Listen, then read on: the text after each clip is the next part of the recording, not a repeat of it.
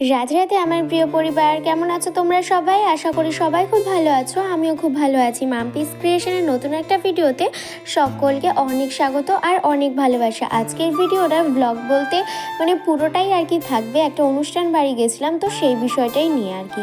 তো যাই হোক, এবারে এখানে হচ্ছে গিয়ে কীর্তন হচ্ছিলো আর আমার না এত ভালো লাগছিলো। আর প্রথমত হচ্ছে বলে রাখি, আমার প্রসাদ খেতে বেশ ভালো লাগে। যারা পুরনো ভিউয়ার্স তারা হয়তো অনেকেই জানো। আমি মনে করি প্রসাদ খেতে যেমন ভাগ্যও লাগে, তেমন হচ্ছে আবার নিজের ক্ষেত্রে আবার ইচ্ছাটুকুও লাগে। যিনি আর কি পুজো করছে তিনি হচ্ছে গিয়ে মহাপ্রভু চরণ পাদুকাটাই আর কি প্রথমে পুজো করছে।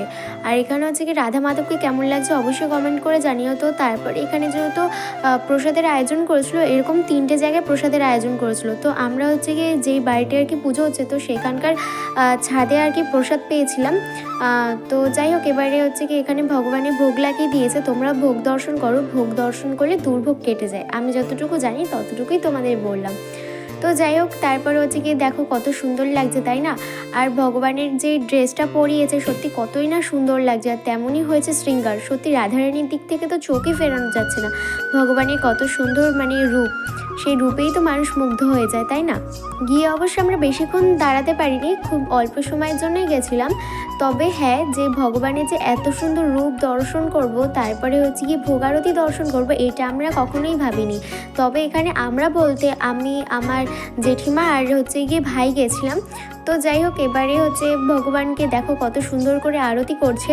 তো সেইটুকুই আর কি তোমাদের সামনে তুলে ধরলাম। জানো তো, এরকমই আমাদের বাড়িতেও অনুষ্ঠান হয়, সেটা হচ্ছে অক্ষয় তৃতীয়ার সময়। হয়তো এই বছর তো আর ভিডিও করা হয়নি, কারণ এই বছর একটা অনেক বড় একটা প্রবলেম হয়ে গেছিলো। তো যাই হোক, সেসব নিয়ে আর কিছু বলতে চাই না। তবে জানো তো, এই ভগবানের দর্শন, তারপর হচ্ছে গিয়ে এই ভোগ দর্শন করতে কত দূর দূর থেকে মানুষরা এসেছিলো।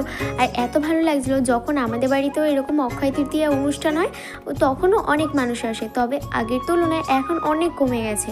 তবে আগে যখন ঠাকুমা বেঁচে ছিল, তখন যখন অনুষ্ঠান হতো তখন অনেক বড় করে অনুষ্ঠান হতো। এমনকি আমাদের বাড়িতেও এরকম ভোগ, তারপরে 16 প্রহর না 8ম প্রহর নাম বলে না, তো সেইটাও হয়েছিল। আমার না সঠিক মনে পড়ে না, সবাই বলে নাকি আমি তখন অনেক ছোট ছিলাম। তো যাই হোক, আমার ছোটোবেলার কিছু আর কি কথা বললাম তোমাদের সাথে, আর আমাদের বাড়ির বিষয় আর কি। তো যাই হোক, এবারে হচ্ছে দেখো কত সুন্দর প্যান্ডেলটা করেছে।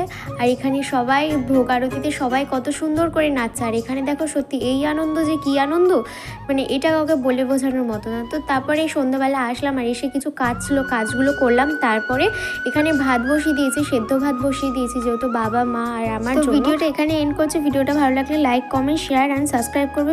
তো চলো টাটা, দেখা হচ্ছে পরের ভিডিওয়ে।